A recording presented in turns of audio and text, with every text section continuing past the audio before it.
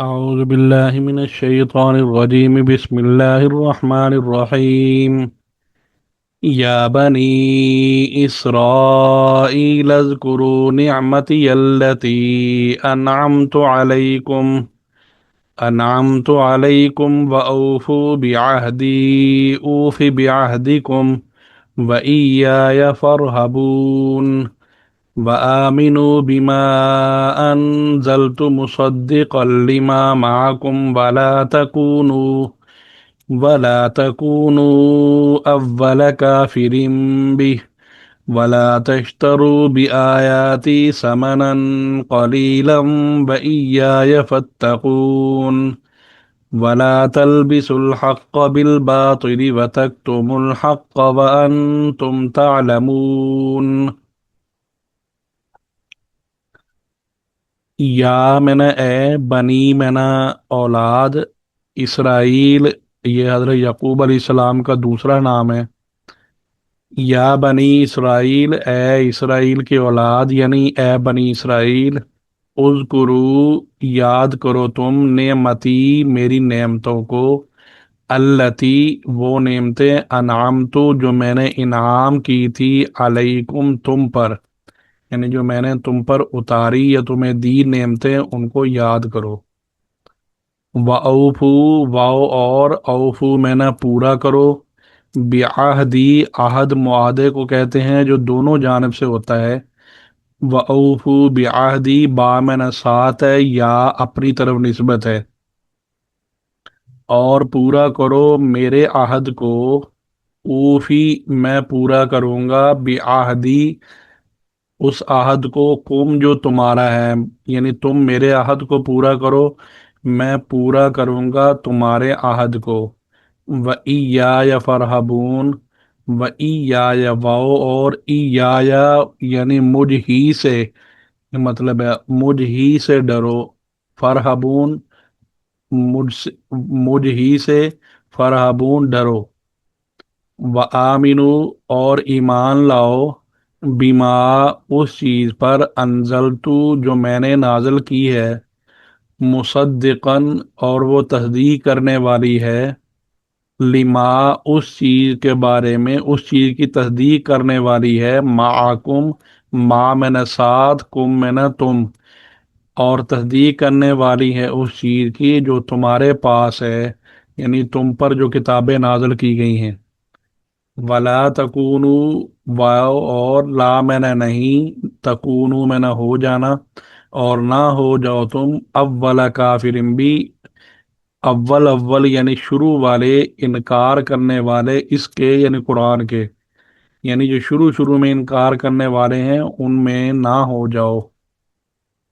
ولا تشترو، واو اور لا میں نہ نہیں، تشترو، اشترا، بیچنا اور خریدنا دونوں معنی میں آتا ہے، وہ موقع کی مناسبت کے حساب سے معنی ہوتا ہے. ولا تشترو، اور نہ بیچو، بیااتی، میری آیتوں کو، سامانن، سامانن پیسوں کو کہتے ہیں، قلیلاً، تھوڑے، اور نہ بیچو میری آیتوں کو تھوڑے پیسوں کے بدلے میں، یعنی معمولی رقم لے کر نہ بیچو.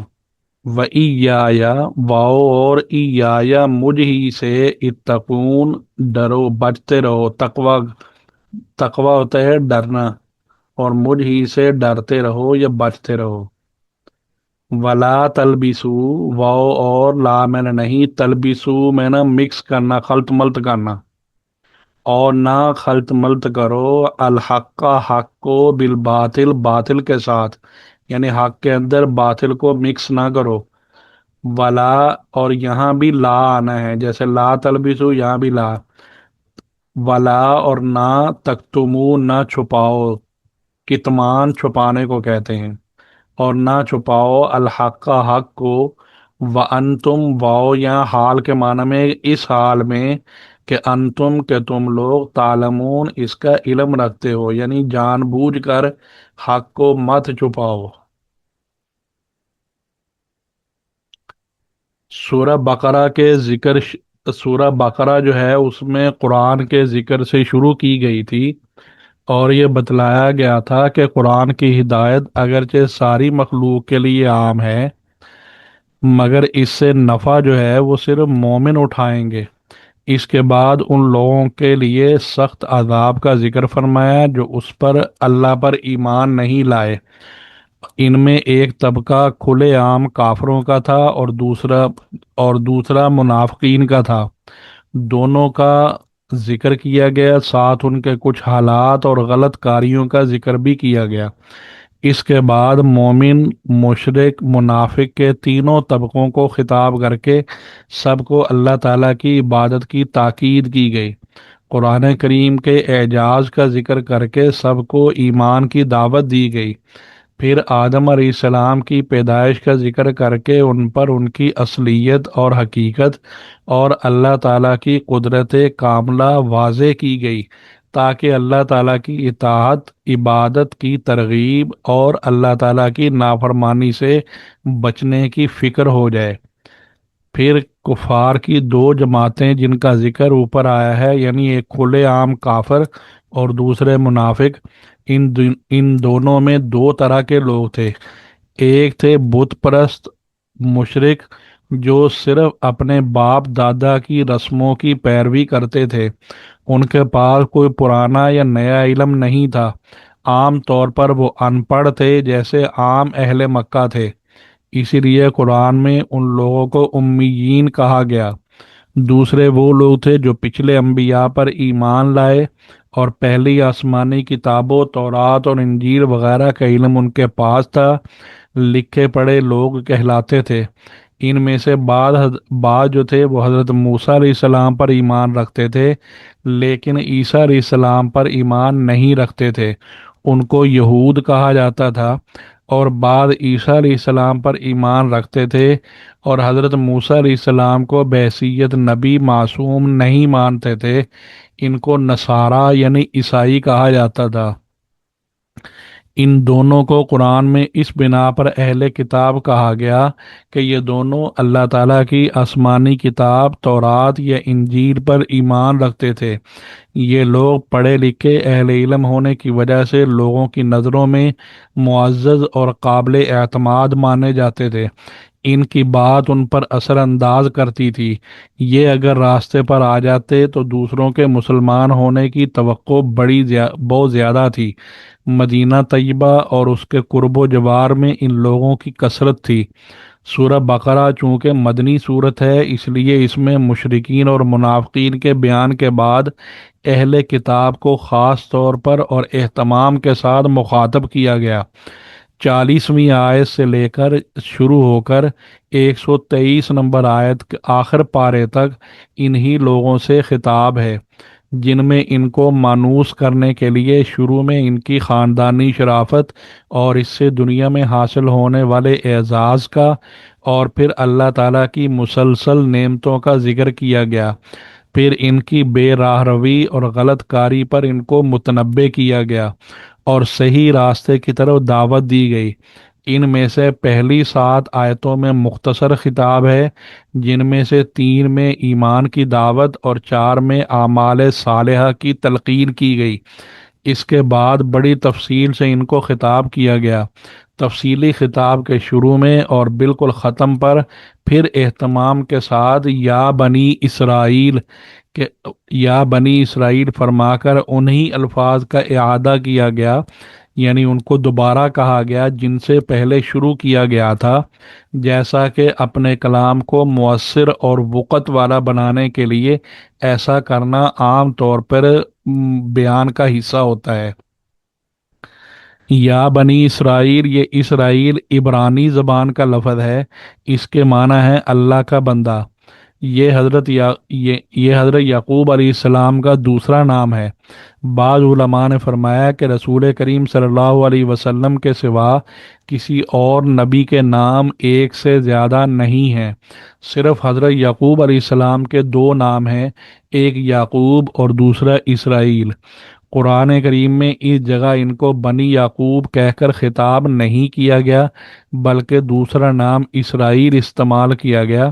اس میں حکمت یہ ہے کہ خود اپنے لقب اور نام ہی سے ان کو معلوم ہو جائے کہ ہم عبداللہ ہیں، یعنی اللہ کے عبادت گزار بندے کی اولاد ہیں، ہمیں بھی ان کے نقش قدم پر چلنا چاہیے۔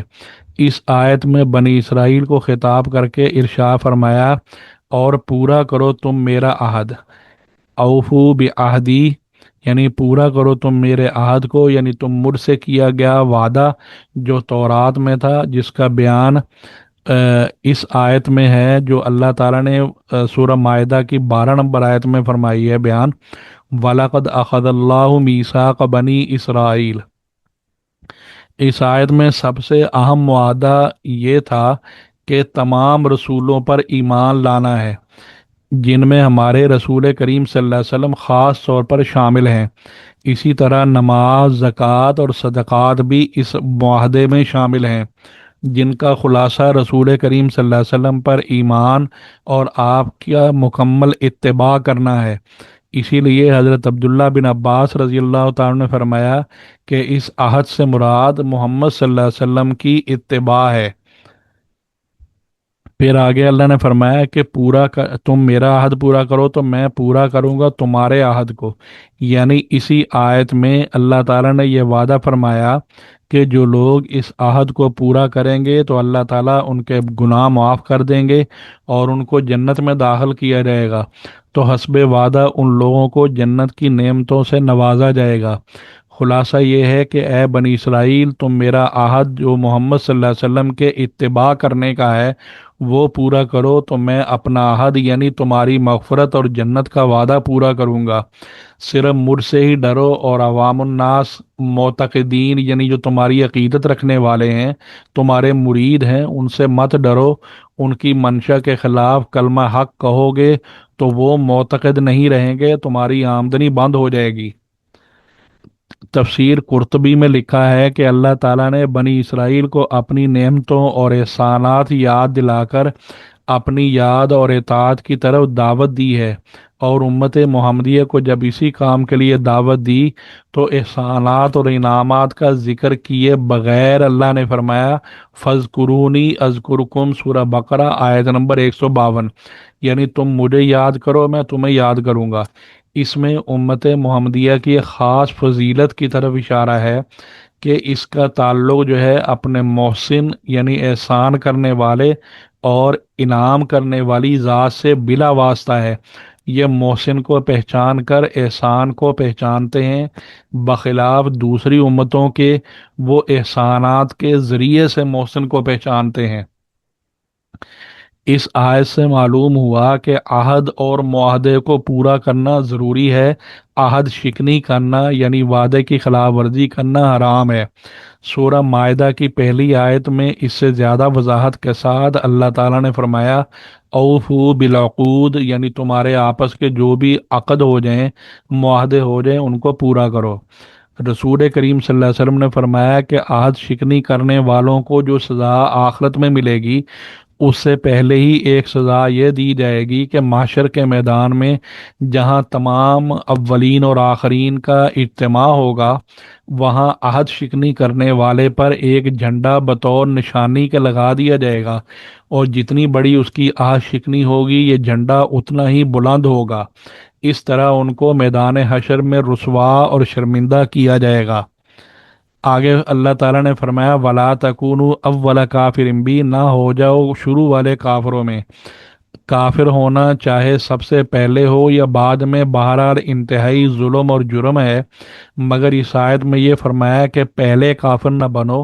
اس میں اشارہ اس بات کی طرف ہے کہ جو شخص اول کفر اختیار کرے گا، یعنی شروع میں پہل جو کرے گا کفر اختیار کرنے میں، تو بعد میں اس کو دیکھ کر جو بھی کفر میں مبتلا ہوگا اس کا وبال اس پہلے والے پر پڑے گا، اس پہلے کافر پر بھی اس کا وبال آئے گا۔ اس طرح یہ پہلا کافر اپنے کفر کے علاوہ بعد کے لوگوں کے کفر کا سبب بن کر ان سب کے وبال کفر کا ذمہ دار بھی ٹھہرایا جائے گا، اور اس کا عذاب ڈبل ٹرپل ہو جائے گا۔ اس سے یہ بھی معلوم ہوا کہ جو شخص دنیا میں دوسروں کے لیے کسی گناہ میں مبتلا ہونے کا سبب بنتا ہے، تو جتنے آدمی اس کے سبب گناہ میں مبتلا ہوں گے، ان سب کا گناہ اس پر بھی ہوگا، اور ان لوگوں پر بھی ہوگا اور اس شخص پر بھی ہوگا جس کو دیکھ کر یہ گناہ میں مبتلا ہوئے۔ اسی طرح جو شخص دوسروں کے لیے کسی نیکی کا سبب بنے گا، تو جتنے آدمی اس کے سبب سے نیک عمل کریں گے، ان کا ثواب جیسے ان لوگوں کو ملے گا، ایسے ہی اس شخص کے نام اعمال میں بھی لکھا جائے گا۔ قرآن کریم کی متعدد آیات میں اور رسول کریم صلی اللہ علیہ وسلم کی مختلف احادیث میں یہ مضمون بار بار آیا ہے۔ پھر آگے اللہ نے فرمایا وَلَا تشترو بھی آیاتی ثمنا قلیلا۔ اس آیت میں اللہ تعالیٰ کی آیات کے بدلے میں قیمت لینے سے منع کیا گیا ہے۔ مطلب وہی ہے کہ جو آیت کے سیاق و سباق سے معلوم سیاق و سباق ہوتا ہے کلام کو آگے پیچھے والے الفاظ کو دیکھ کر معنی متعین کرنا۔ تو جو آیات کے سیاق و سباق سے معلوم ہوتا ہے وہی مطلب ہے کہ لوگوں کی مرضی اور ان کی اغراض کی خاطر اللہ تعالیٰ کی آیات کا غلط مطلب بتا کر یا چھپا کر لوگوں سے پیسے لیے جائیں، یہ باتفاق امت حرام ہے۔ رہا یہ معاملہ کہ کسی کو اللہ تعالیٰ کی آیات صحیح صحیح بتلا کر یا پڑھا کر اس کی اجرت لینا کیسا ہے، اس کا تعلق اس آیت سے نہیں ہے۔ خود یہ مسئلہ اپنی جگہ قابل غور اور بحث ہے کہ قرآن کی تعلیم پر اجرت اور معاوضہ لینا جائز ہے یا نہیں۔ فقہائے امت کا اس میں اختلاف ہے، بعض حضرات اس کو جائز قرار دیتے ہیں اور بعض اس کو منع کرتے ہیں، کیونکہ رسول کریم صلی اللہ علیہ وسلم نے قرآن کو کمائی کا ذریعہ بنانے سے منع فرمایا ہے۔ لیکن بعض کے علماء نے پہلے اس وقت کے نہیں، بعد والے علماء نے جب ان حالات کا مشاہدہ کیا کہ قرآن کریم کے سکھانے والوں کو پہلے بیت المال سے وظیفہ ملا کرتا تھا، اب ہر جگہ اسلامی نظام میں فطور کی وجہ سے ان معلمین کو اس اساتذہ کو عام طور پر کچھ نہیں ملتا، یہ اگر اپنے معاش کے لیے کسی محنت یا مزدوری یا تجارت وغیرہ میں لگ جائیں گے تو بچوں کو قرآن کی تعلیم کا سلسلہ یکسر بند ہو جائے گا، کیونکہ وہ یہ تعلیم والا سلسلہ یہ دن بھر کا مشغلہ چاہتا ہے۔ اس لیے قرآن کی تعلیم پر تنخواہ لینے کو بطور ضرورتاً جائز قرار دیا گیا، جیسا کہ فقہ کی کتاب ہے ہدایہ، اس کے ہدایہ والوں نے لکھا ہے کہ آج کل اسی پر فتویٰ دینا چاہیے کہ قرآن کی تعلیم پر اجرت اور تنخواہ لینا جائز ہے، اور صاحب ہدایہ کے بعد آنے والے دوسرے فقہا نے بھی ایسے ہی دوسرے وظائف جن پر قرآن کی تعلیم جو ہے قرآن کی تعلیم دینے پر دین کی بقا موجود ہے، جس کا دار و مدار ہی اس تعلیم پر ہے، مثلا امامت کروانا یا اذان دینا یا حدیث اور فقہ وغیرہ کی تعلیم دینا، اس کو بھی قرآن کی تعلیم کے ساتھ شامل کر کے اس کا معاوضہ لینا بھی جائز قرار دیا ہے۔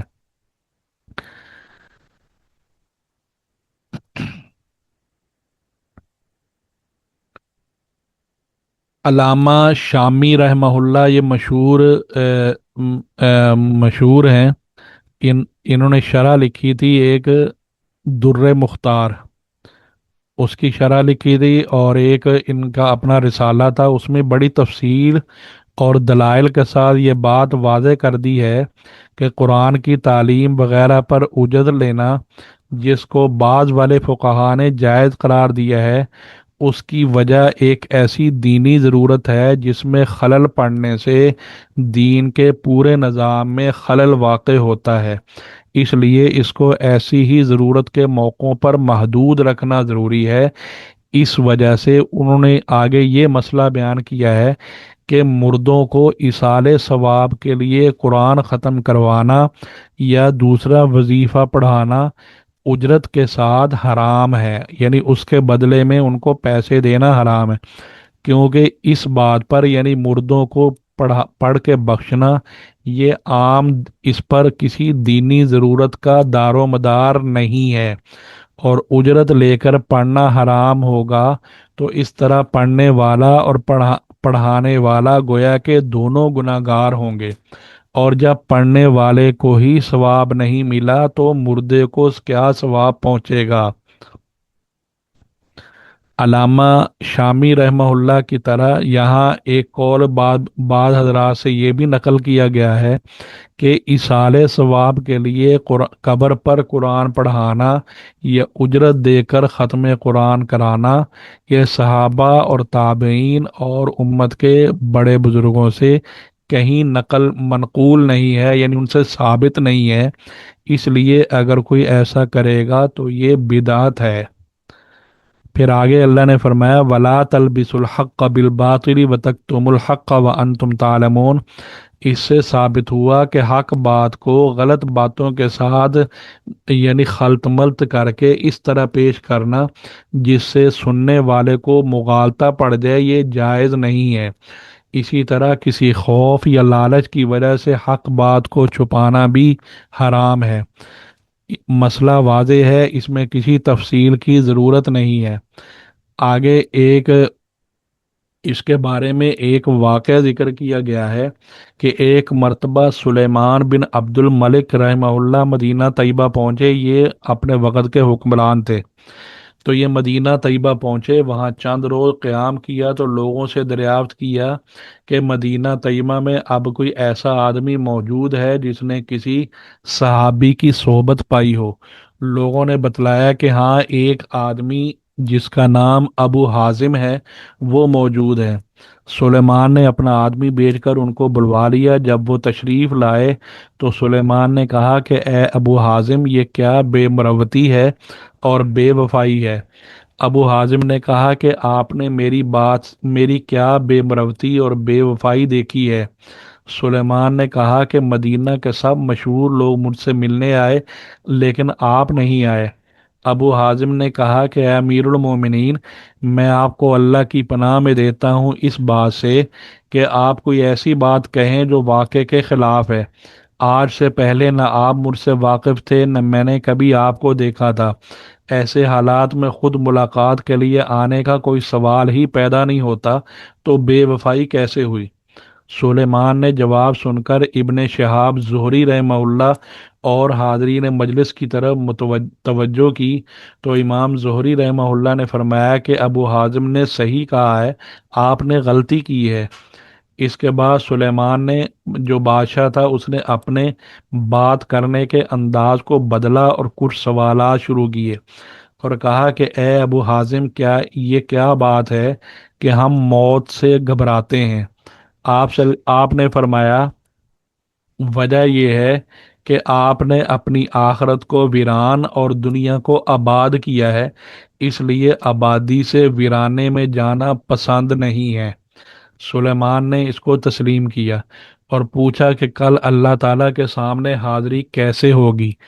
تو ابو حازم نے فرمایا کہ نیک عمل کرنے والا تو اللہ تعالیٰ کے سامنے اس طرح جائے گا جیسے کوئی مسافر سفر سے واپس اپنے گھر والوں کے پاس جاتا ہے، اور برے عمل کرنے والا اس طرح پیش ہوگا جیسے کوئی بھاگا ہوا غلام پکڑ کر آقا کے پاس حاضر کیا جائے۔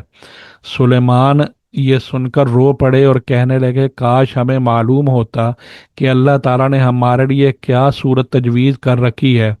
ابو حازم نے فرمایا کہ اپنے اعمال کو اللہ کی کتاب پر پیش کرو گے تو پتہ لگ جائے گا۔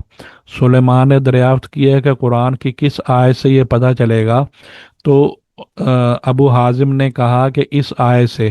انہوں نے پھر سورۃ الانفطار 30ویں پارے کی ہے اس کی آیت پڑھی، ان الابرار لفی نعیم و ان الفجار لفی جحیم، یعنی بلا شبہ نیک عمل والے جنت کی نعمتوں میں ہوں گے اور نافرمان جو گناہگار ہوں گے وہ دوزخ میں ہوں گے۔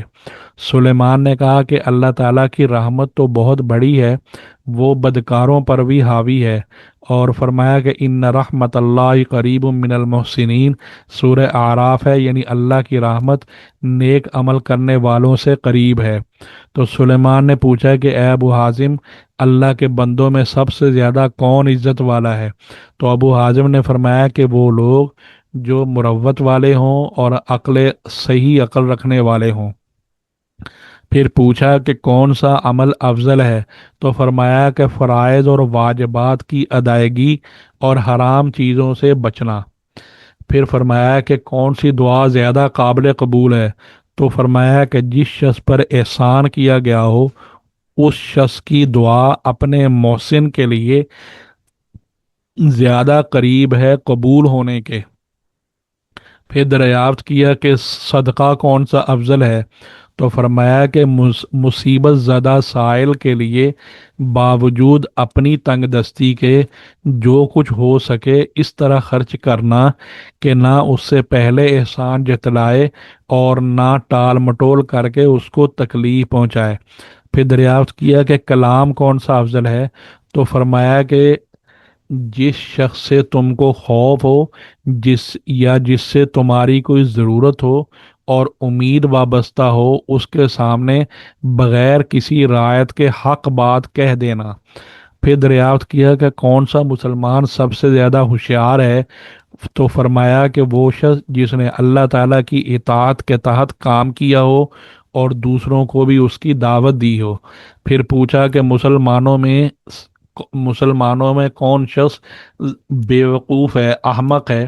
تو فرمایا کہ وہ آدمی جو اپنے کسی بھائی کے اس کے ظلم میں امداد کرے، یعنی وہ کسی پر ظلم کر رہا ہے تو یہ اس کی مدد کرے، جس کا حاصل یہ ہوگا کہ اس نے دوسرے کی دنیا درست کرنے کے لیے اپنا دین بیچ دیا۔ سلیمان نے کہا کہ بالکل صحیح فرمایا۔ اس کے بعد سلیمان نے اور واضح الفاظ میں دریافت کیا کہ ہمارے بارے میں آپ کی کیا رائے ہے؟ ابو حازم نے فرمایا کہ مجھے اس سوال سے معاف رکھیں تو بہتر ہے۔ سلیمان نے کہا کہ نہیں، آپ ضرور کوئی نصیحت کا کلمہ کہیں۔ ابو حازم نے فرمایا کہ اے امیر المومنین، تمہارے آباء و اجداد نے تلوار کے زور پر لوگوں پر حکومت کی ہے اور زبردستی ان کی مرضی کے خلاف ان پر حکومت قائم کی ہے، بہت سے لوگوں کو قتل کیا ہے، اور یہ سب کچھ کرنے کے بعد وہ اس دنیا سے رخصت ہو گئے ہیں۔ کاش آپ کو معلوم ہوتا کہ اب وہ مرنے کے بعد کیا کہتے ہیں اور ان کو پھر کیا کہا جاتا ہے۔ حاشیہ نشینوں یعنی جو قریب جو درباری تھے ان میں سے ایک شخص نے بادشاہ کے مزاج کے خلاف ابو حازم کی صاف گوئی کو سن کر کہا کہ ابو حازم، تو نے یہ بہت بری بات کہی ہے۔ ابو حازم نے فرمایا کہ تم غلط کہتے ہو، بری بات نہیں کہی بلکہ وہ بات کہی ہے جس کا ہم کو حکم ہے، کیونکہ اللہ تعالیٰ نے علماء سے اس کا وعدہ عہد لیا ہے کہ حق بات لوگوں کو بتلائیں گے، چھپائیں گے نہیں۔ یہی بات ہے یہاں وَلَا تَلْبِسُوا الْحَقَّ بِالْبَاطِلِ وَتَكْتُمُوا الْحَقَّ وَأَنْتُمْ تَعْلَمُونَ۔ اسی کو بیان واضح کرنے کے لیے یہ اتنی لمبا قصہ بیان کیا گیا ہے۔ سلیمان علیہ السلام نے پھر سوال کیا کہ اچھا اب ہمارے درست ہونے کا کیا طریقہ ہے؟ تو فرمایا کہ تکبر چھوڑ دو، مروت اختیار کرو اور حقوق والوں کو ان کے حقوق انصاف کے ساتھ تقسیم کرو۔ سلیمان نے کہا کہ ابو حازم، کیا ہو سکتا ہے کہ آپ ہمارے ساتھ رہیں؟ فرمایا کہ خدا کی پناہ۔ سلیمان نے پوچھا یہ کیوں؟ فرمایا کہ اس لیے کہ مجھے خطرہ یہ ہے کہ میں تمہارے مال و دولت اور عزت اور مرتبے کی طرف مائل ہو جاؤں گا، جس کے نتیجے میں مجھے عذاب بھگتنا پڑے گا۔ پھر سلیمان نے کہا کہ اچھا آپ کوئی حاجت ہو تو بتلائیے، ہم اس کو پورا کریں۔ فرمایا کہ ہاں، ایک حاجت ہے کہ جہنم سے نجات دلا دو اور جنت میں داخل کرا دو۔ سلیمان نے کہا کہ یہ تو میرے اختیار میں نہیں۔ تو ابو حازم نے فرمایا کہ پھر مجھے آپ سے اور کوئی حاجت نہیں چاہیے۔ آخر میں سلیمان نے کہا کہ اچھا میرے لیے دعا کیجیے۔ تو ابو حازم نے یہ دعا کی کہ یا اللہ، اگر سلیمان آپ کا پسندیدہ بندہ ہے تو اس کے لیے دنیا اور آخرت کی بہتری کو آسان بنا دے، اور اگر آپ کا وہ دشمن ہے تو اس کے بال پکڑ کر اپنی مرضی اور اپنے پسندیدہ کاموں کی طرف اس کو لے آئیے۔ سلیمان نے کہا کہ مجھے کچھ وصیت فرما دیں۔ ارشاد فرمایا کہ مختصر یہ ہے کہ اپنے رب کی عظمت اور جلال اس درجے میں رکھو کہ وہ تمہیں اس مقام پر نہ دیکھے جس سے منع کیا ہے، اور اس مقام سے غیر حاضر نہ پائے جس کی طرف آنے کا اس نے حکم دیا ہے۔ سلیمان رحمہ اللہ نے اس مجلس سے فارغ ہونے کے بعد 100 دینار بطور ہدیہ کے ابو حازم کے پاس بھیجے۔ ابو حازم نے ایک خط کے ساتھ ان کو واپس کر دیا۔ خط میں لکھا تھا کہ اگر یہ 100 دینار میرے کلمات کا بدلہ ہے تو میرے نزدیک خون اور خنزیر کا گوشت اس سے بہتر ہے، اور اگر اس لیے بھیجا ہے کہ بیت المال میں میرا حق ہے تو مجھ جیسے ہزاروں علماء اور دین کی خدمت کرنے والے ہیں، اگر سب کو آپ نے اتنا ہی دیا ہے تو میں لے سکتا ہوں، ورنہ مجھے اس کی ضرورت نہیں ہے۔ ابو حازم کے اس ارشاد سے کہ اپنے کلمات جو ہیں، یعنی نصیحت والے کلمات کا معاوضہ لینے کو خون اور خنزیر کی طرح قرار دیا، اس مسئلے پر بھی روشنی پڑتی ہے کہ کسی طاعت یعنی اور عبادت کا معاوضہ لینا ان کے نزدیک جائز نہیں ہے۔